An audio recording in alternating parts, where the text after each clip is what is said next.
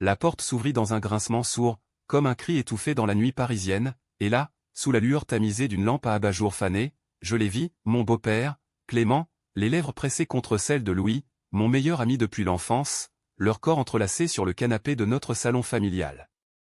Le monde bascula en un instant, un vertige plus violent que le vin rouge que j'avais bu trop vite au café du coin, et je sentis mon cœur se fracasser contre mes côtes, un éclat de verre invisible qui lacérait chaque souffle. « Amaury » murmura Clément en se redressant d'un bond, son visage pâle comme la lune sur la Seine, tandis que Louis, les yeux écarquillés de panique, balbutiait « Ce n'est pas ce que tu crois. » Mais je savais, ô mon Dieu, je savais que c'était exactement cela, la trahison la plus intime, la plus cruelle, qui venait de me déposséder de tout. Paris, cette ville des amours impossibles et des cœurs en miettes, m'avait toujours semblé un décor de rêve hollywoodien transposé sur les bords de la Seine, des avenues bordées de cafés enfumés, des immeubles haussmanniens aux balcons fleuris, et cette humidité persistante qui collait à la peau comme un regret non avoué. J'avais 22 ans, Amaury Duval, étudiant en littérature à la Sorbonne, avec un appartement familial dans le Marais que ma mère avait légué avant son départ pour les États-Unis, emportant avec elle ses valises et son silence sur la maladie qui l'emportait. Elle était morte il y a 2 ans, laissant derrière elle un vide que Clément, son mari depuis 5 ans, avait tenté de combler avec une tendresse maladroite, presque paternelle. Clément Moreau, 42 ans, architecte renommé pour ses rénovations de loft parisien en espaces minimalistes et lumineux, avec ses yeux vert perçants et sa barbe poivrée, celle qui le faisait ressembler à un héros de film noir américain. Il était américain d'origine, né à Chicago, mais Paris l'avait adopté comme un amant jaloux, et il emportait les cicatrices, un accent chantant mêlé au français fluide, une passion pour le jazz des caves enfumées du quartier latin, et cette mélancolie profonde qui le rendait si irrésistible. J'avais toujours su que quelque chose en moi n'allait pas avec les filles. À l'adolescence, quand mes camarades de lycée fantasmaient sur les courbes de nos professeurs, je volais des regards furtifs vers les épaules larges de Louis, mon ami d'enfance, ce garçon aux cheveux noirs en bataille et au sourire espiègle qui vivait à 2 rues de chez moi, dans un appartement exigu près de la place des Vosges. Louis Bertrand, 23 ans, graphiste freelance avec un talent pour les affiches publicitaires qui capturaient l'âme rebelle de la jeunesse parisienne.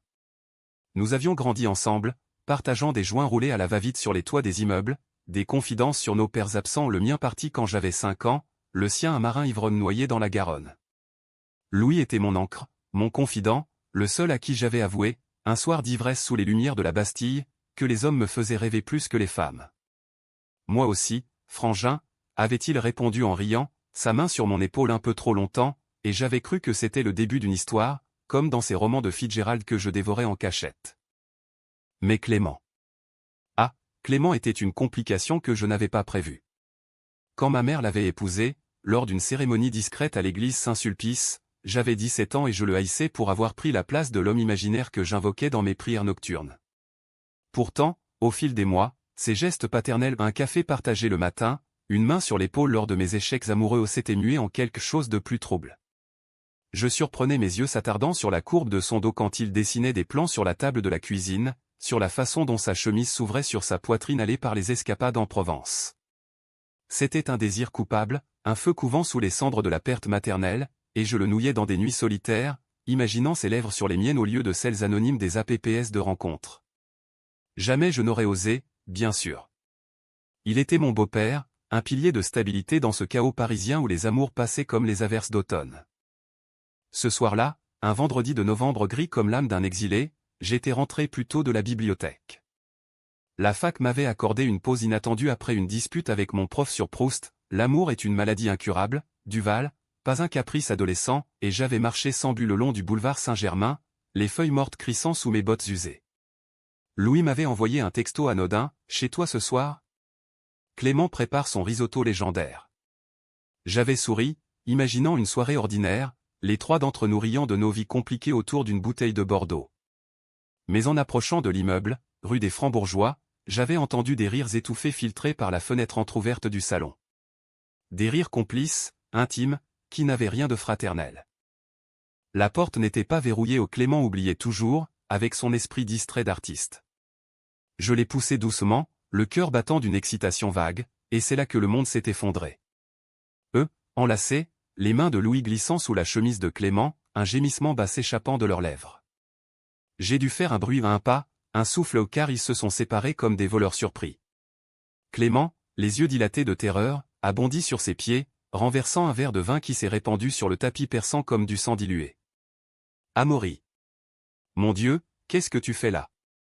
Sa voix, d'habitude si assurée, tremblait comme une corde de violon mal tendue.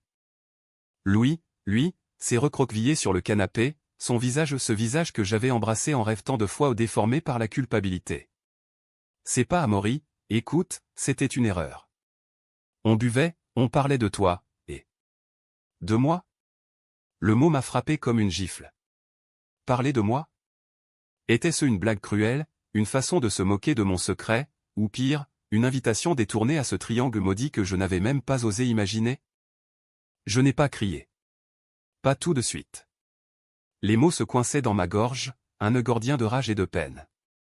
Au lieu de cela, je me suis tourné et j'ai fui dans l'escalier, les murs du vieil immeuble se refermant sur moi comme les mâchoires d'un piège. Dehors, la pluie s'était mise à tomber, drue et impitoyable, transformant les pavés en miroirs brisés de mes illusions. J'ai couru sans savoir où, jusqu'au pont des Arts, ce pont maudit des cadenas d'amour que les touristes accrochaient comme des promesses vides. Là, adossé à la rambarde, j'ai vomi non pas le dîner, mais les vestiges de mon innocence.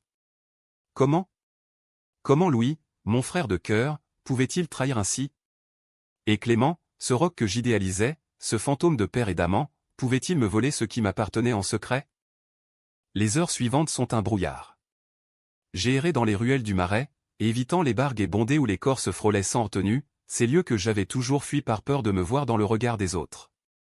Mon téléphone vibrait sans cesse des messages de Louis, « Pardonne-moi, c'est arrivé comme ça. » Des appels de Clément, « Fils, rentre, on doit parler. » Fils. Ce mot me brûlait comme de l'acide. Je l'ai éteint, et j'ai fini par m'effondrer dans un hôtel miteux près de la gare de l'Est, une chambre aux murs jaunis par la nicotine, où le réceptionniste m'a regardé avec une pitié complice. Allongé sur le lit raide, je revivais la scène en boucle, leur corps, leur souffle mêlé, et ce silence assourdissant qui suivait ma découverte. Était-ce la première fois? Combien de nuits avait-il passé ainsi, sous mon toit, pendant que je dormais dans la pièce d'à côté, ignorant que mon monde se fissurait? Au lever du jour, un soleil pâle filtrant à travers les volets disjoints, j'ai décidé de rentrer. Pas par faiblesse, mais par nécessité. Paris n'était pas une ville pour les fuyards, elle vous rattrapait toujours, avec ses fantômes et ses vérités implacables. En poussant la porte de l'appartement, l'odeur du café frais m'a enveloppé, un rituel domestique qui contrastait avec le chaos de la veille. Clément était là, seul, assis à la table de la cuisine, une tasse fumante entre les mains. Ses yeux, rougis par l'insomnie, m'ont transpercé. Amaury, assieds-toi. S'il te plaît. Je me suis installé en face de lui, les poings serrés sur mes genoux. Où est Louis? Ai-je demandé d'une voix rauque, presque un murmure. Parti. Il a dit qu'il reviendrait quand tu serais prêt. Clément a passé une main dans ses cheveux grisonnants, un geste de défaite que je connaissais bien. Écoute, ce qui s'est passé. Ce n'était pas prévu. Louis et moi, on s'est croisés il y a des mois, à une expo d'architecture. On a parlé, ri, et... La solitude, tu sais? Ta mère me manque tant, et Louis, il est si vivant, si proche de toi que... Proche de moi. J'ai éclaté d'un rire amer, qui sonnait faux dans le silence matinal. Tu parles de mon meilleur ami comme d'un bouche-trou pour ta veuvage? Et moi, Clément? Moi, dans tout ça? Les mots jaillissaient enfin, un torrent de lave. Tu sais ce que j'ai ressenti en vous voyant? Pas juste de la colère. De la jalousie.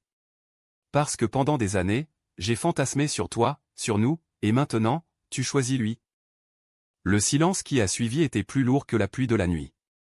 Clément m'a regardé, vraiment regardé, pour la première fois depuis des lustres, et j'ai vu dans ses yeux verts un éclat que je n'avais jamais remarqué, du désir, nu et vulnérable.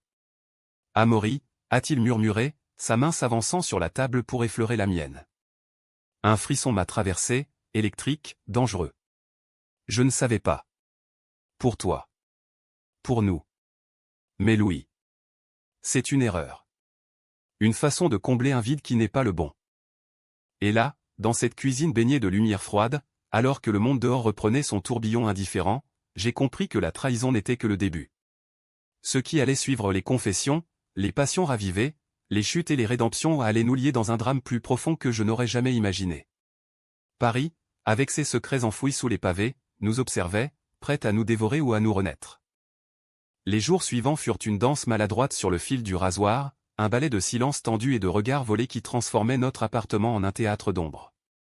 Clément et moi, nous évitions les sujets tabous comme on contourne les flaques après une averse avec précaution, mais inévitablement mouillés jusqu'aux os. Il travaillait tard, rentrant avec l'odeur de la poussière des chantiers et du vin des dîners d'affaires, tandis que je m'enfonçais dans mes cours à la Sorbonne, disséquant les amours maudits de Baudelaire comme si les mots pouvaient panser mes plaies. Louis, lui, avait disparu de la circulation, ses messages non lus s'accumulant comme des feuilles mortes, « Je t'aime, Amaury. » Laisse-moi expliquer. Je les effaçais un à un, chaque clic un petit exorcisme, mais la nuit, dans l'insomnie, son visage hantait mes rêves, mêlé à celui de Clément en un cauchemar érotique où la trahison se muait en tentation. Un soir, alors que la neige précoce saupoudrait les toits du marais d'un voile blanc et innocent, Clément brisa le glace. Nous dînions face à face, un pot-au-feu fumant entre nous, sa recette d'enfance, importée de ses hivers chicagoans, avec cette pointe de teint qui rappelait les collines de Normandie où il m'emmenait parfois en escapade. Amaury, on ne peut pas continuer comme ça, dit-il en posant sa fourchette, ses yeux fixés sur les miens avec une intensité qui me fit frissonner. Cette maison est trop petite pour nos secrets. Parle-moi. Vraiment. Je bus une gorgée de cidre, le liquide âpre glissant dans ma gorge comme une confession forcée. Qu'est-ce que tu veux entendre, Clément? Que je te déteste pour avoir touché à Louis? Que je te désire depuis le jour où tu as porté le cercueil de maman sous la pluie, tes épaules larges ployées sous le poids? Ou que je me sens comme un fantôme dans ma propre vie, invisible et affamé? Les mots sortaient crus, dépouillés, dans ce français teinté d'anglais qu'il m'avait appris sans le vouloir, par ses jurons murmurés lors de nos parties d'échecs tardives. Il se leva lentement, contourna la table, et s'agenouilla devant moi un geste si théâtral, si américain dans son romantisme exacerbé, que j'aurais ri si mon cœur n'avait pas cogné comme un tambour de guerre. Sa main sur mon genou, chaude à travers le jean, envoya une décharge le long de ma colonne. Je ne suis pas un saint, Amaury. Ta mère. Elle savait pour moi. Pour mes penchants.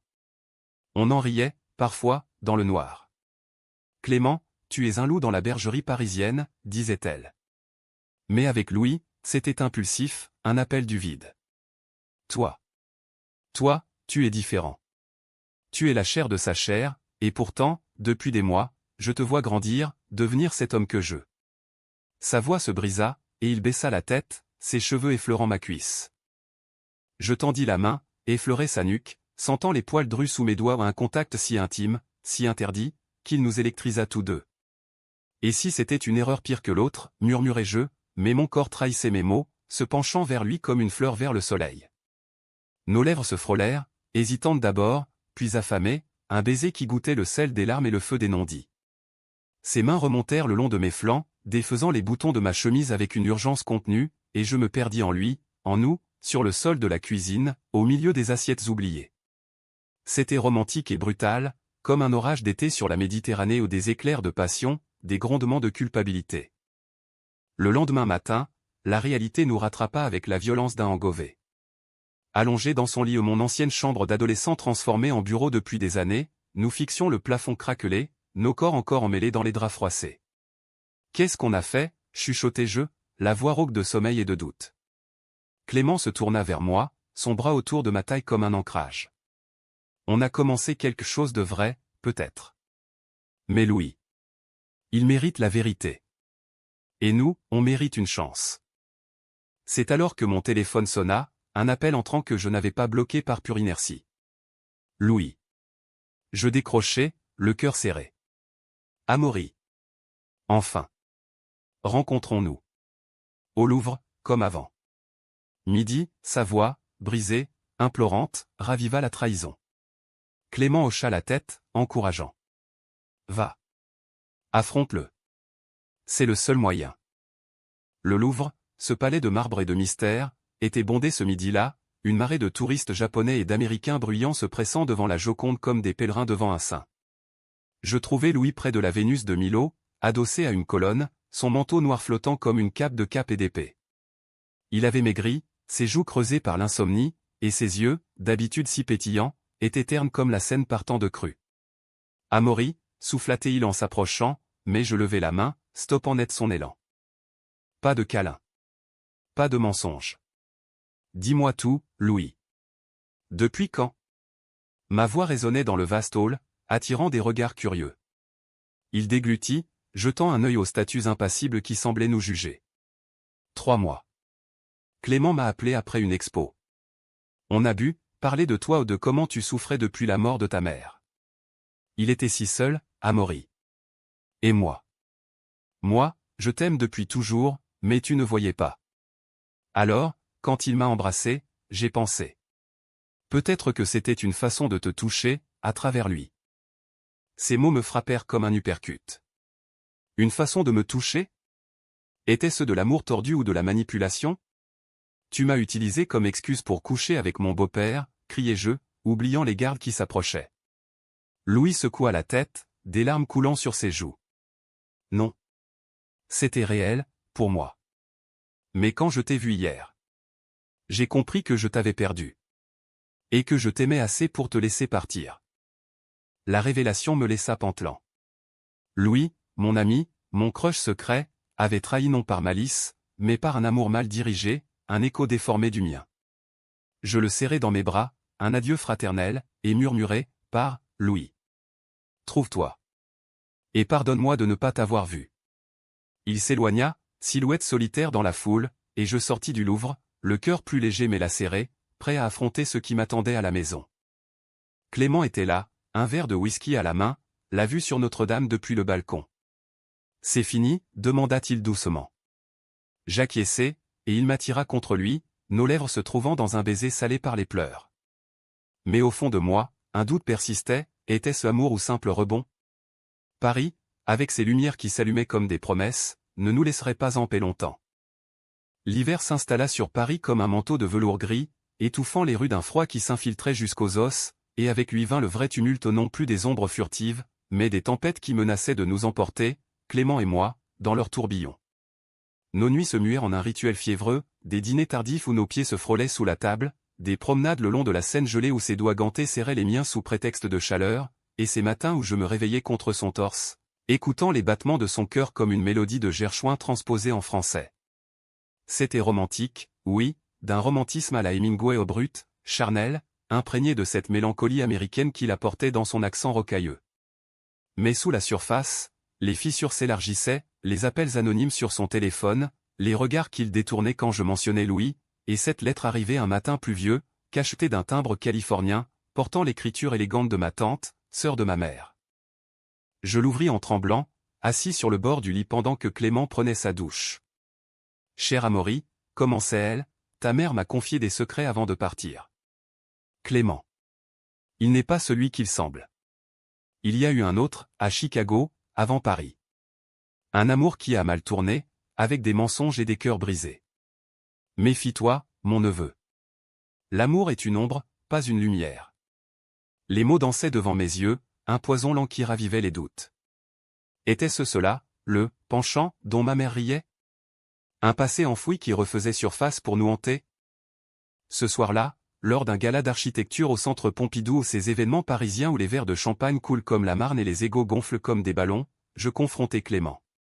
La salle était un kaléidoscope de robes lamées et de costumes sur mesure, la tour de Beaubourg scintillant dehors comme un phare dans la nuit. Il discutait avec un mécène, son rire résonnant, quand je l'attirai dans un couloir désert, les murs couverts de graffitis abstraits. « Qui est David » demandai-je d'une voix basse, la lettre froissée dans ma poche. Son visage se figea, un masque de marbre. « Comment sais-tu pour David ?»« Ma tante. Elle dit que c'était ton grand amour. Que ça a fini en trahison. » Les mots sortaient aigres, accusateurs. Clément s'adossa au mur, passant une main sur son visage fatigué. David était mon partenaire, à Chicago. 10 ans ensemble. Architecte, amant, tout. Mais il m'a quitté pour un genou, un ami et commun, en emportant la moitié de nos projets. J'ai fui aux États-Unis. Non, en France, pour recommencer. Ta mère le savait, et elle m'a sauvé. Mais toi, Amaury. Avec toi, c'est différent. Pas une fuite, une encre. Ses yeux imploraient, vulnérables, et je sentis ma colère fondre comme neige au soleil. Je l'embrassai là, dans ce couloir anonyme, un baiser désespéré qui scella notre pacte fragile. Mais le destin, ce farceur parisien, avait d'autres plans. À notre retour à la table, un homme s'approcha grand, blond, avec un sourire carnassier et un accent texan. Clément Moreau. Ça fait une éternité, vieux loup. Il serra la main de Clément un peu trop longtemps, ses yeux glissant sur moi comme une évaluation. Et qui est ce charmant jeune homme? Ton fils? Clément hésita une fraction de seconde, trop longue. Amaury, mon beau-fils. Le mot me transperça comme une lame. Beau-fils. Pas amant, pas partenaire. Juste un titre familial, une barrière invisible qui me reléguait au second plan. Le soir, dans un taxi brinque-ballant vers le Marais, la dispute éclata. Pourquoi pas dire la vérité, hurlai-je, les lumières de la ville striant mon visage de flashs accusateurs. Parce que le monde n'est pas prêt, Amaury. Pas pour nous, pas ici, pas avec ton âge, mon rôle. Et si ça sortait? Les ragots, les jugements. Ta mémoire de ta mère? Ma mère est morte. Et elle t'aimait malgré tes secrets. Les larmes coulaient, chaudes sur mes joues froides. Le taxi s'arrêta devant l'immeuble, et je sortis en trombe, claquant la porte. Cette nuit-là, je dormis dans le salon, sur le canapé maudit de la découverte initiale, écoutant Clément arpenter sa chambre comme un lion en cage. Le lendemain, Louis réapparut, non comme un fantôme, mais comme un allié inattendu. Il frappa à la porte à l'aube, les yeux cernés, un café à emporter dans chaque main. Je sais pour vous deux, dit-il sans préambule, entrant comme chez lui. Et je sais que ça te ronge, Amaury. Laisse-moi aider. Nous parlâmes des heures, trois hommes brisés autour de la table, déballant nos cœurs comme des valises trop pleines. Louis avoua son propre passé à un ex toxique qu'il avait laissé avec des cicatrices invisibles, une peur de l'intimité qui l'avait poussé vers Clément comme vers un refuge facile. Mais toi, Amaury, tu es mon vrai amour. Pas charnel, mais fraternel. Et Clément. Il t'aime vraiment. J'ai vu comment il te regarde. Ces mots, sincères et dépouillés, commencèrent à recoller les morceaux. Nous décidâmes d'un plan, une escapade en Provence, chez un ami vigneron de Clément, pour nous recentrer, loin des murs oppressants de Paris. Mais en route, dans le TGV filant à travers les champs enneigés, mon téléphone vibra, un message de l'homme du gala. Dis à Clément que David est en ville. Il veut le voir. Urgemment. Le choc me cloua au siège, et quand j'en parlais à Clément, son visage vira au gris. David? Ici? Après tout ce temps? La trahison du passé revenait hanter le présent, un fantôme yankee aux bottes poussiéreuses, prêt à tout balayer.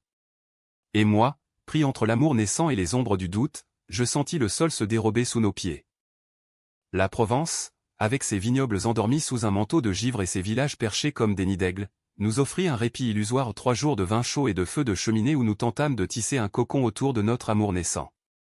La maison de l'ami de Clément, un mas provençal aux murs ocre et aux volets bleus, perché sur une colline dominant le Luberon, était un havre de paix, des oliviers tordus par le vent, une piscine vide reflétant les étoiles, et cette odeur de lavande séchée qui imprégnait l'air comme un filtre d'oubli.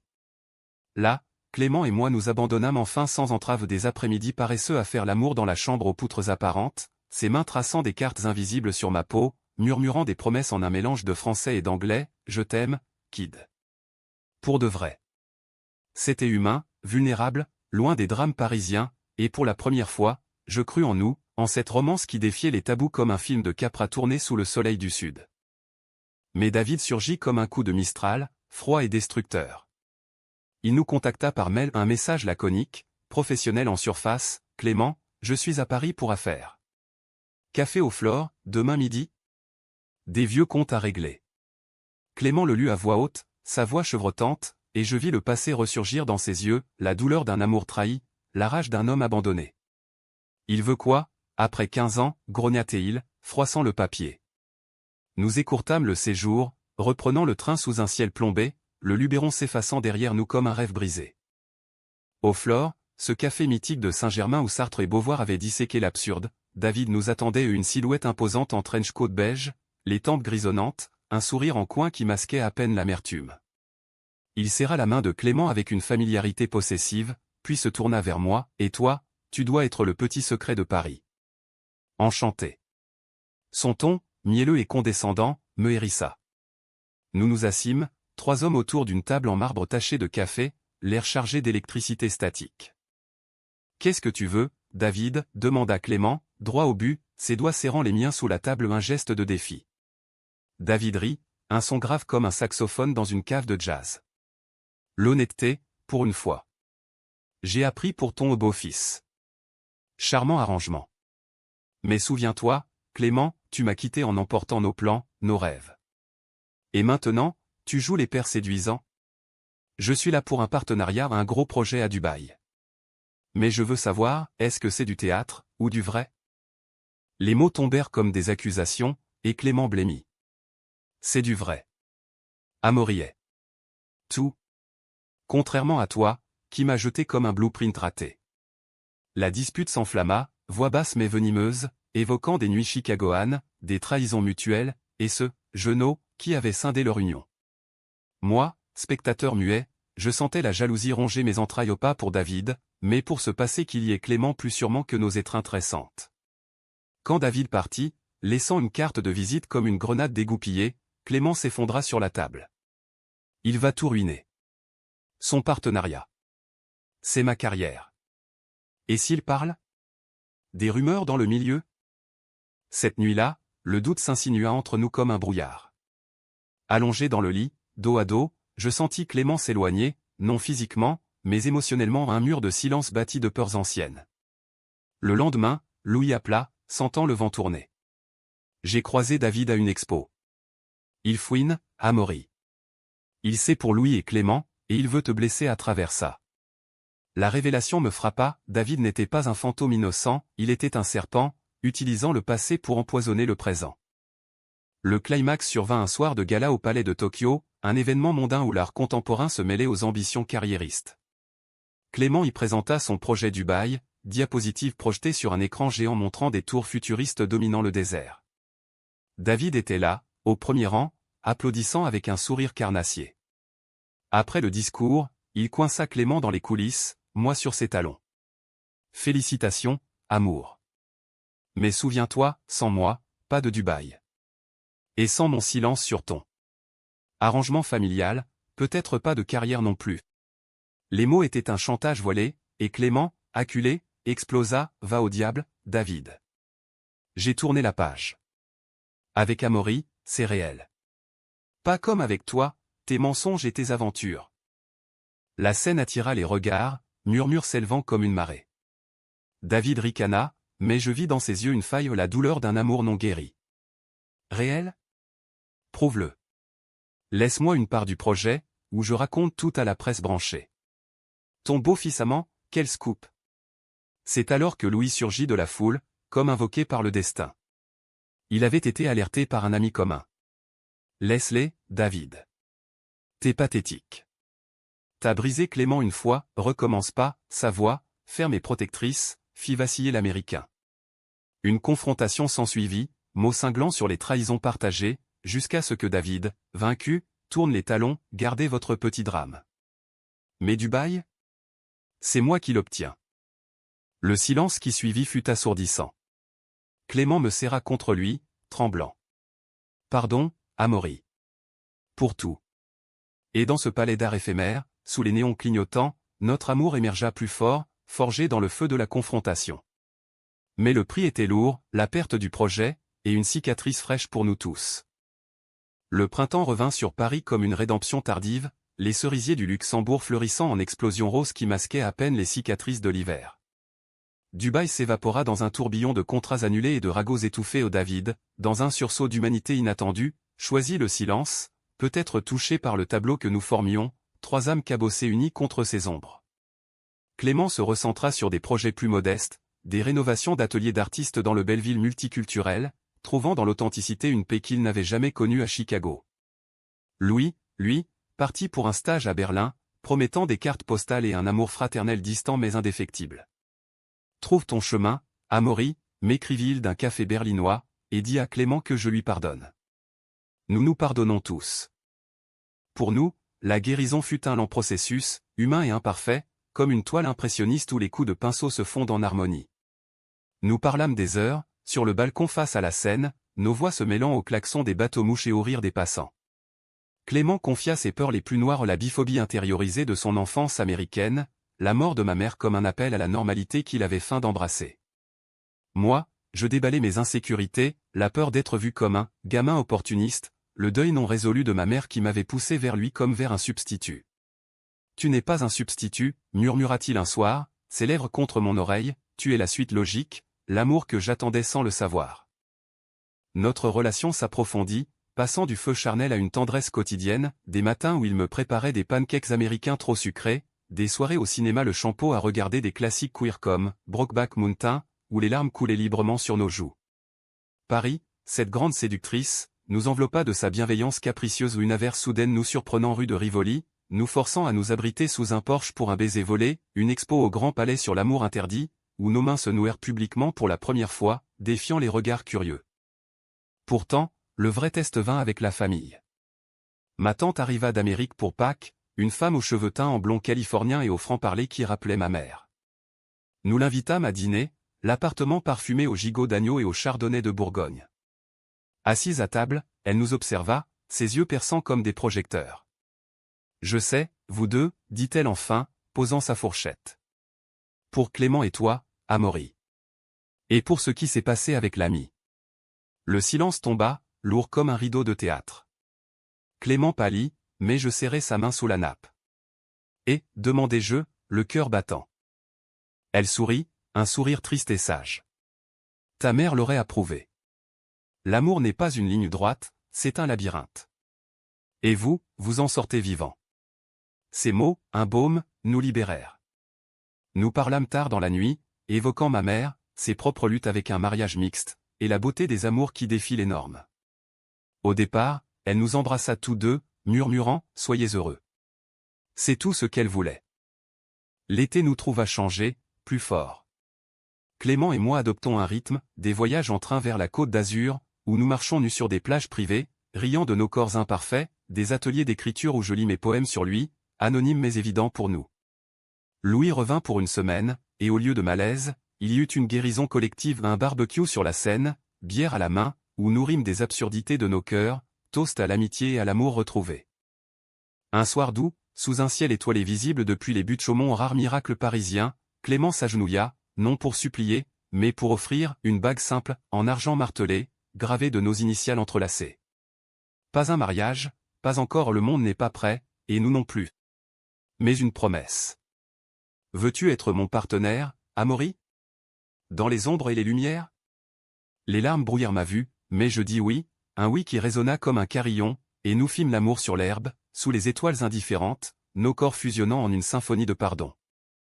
La vie, bien sûr, n'est pas un conte de fées hollywoodien, des disputes éclatent encore sur l'argent, les ex, les nuits solitaires, mais elles se résolvent en rire ou en étreinte, car nous avons appris l'humanité de l'amour, sa fragilité, sa force. Paris, notre témoin éternel, continue son ballet aux lumières clignotantes, amours éphémères, mais nous avons trouvé notre rythme, un tango lent et profond entre tradition et rébellion. Et si la trahison initiale m'a choqué, ce qui suivit m'a guéri, la découverte que l'amour, vrai et nu, naît souvent des ruines, comme une rose sur les pavés mouillés. Clément, mon beau-père devenu mon tout, Louis, mon ami redevenu mon frère. Dans cette ville d'exil et de retrouvailles, nous sommes chez nous, enfin.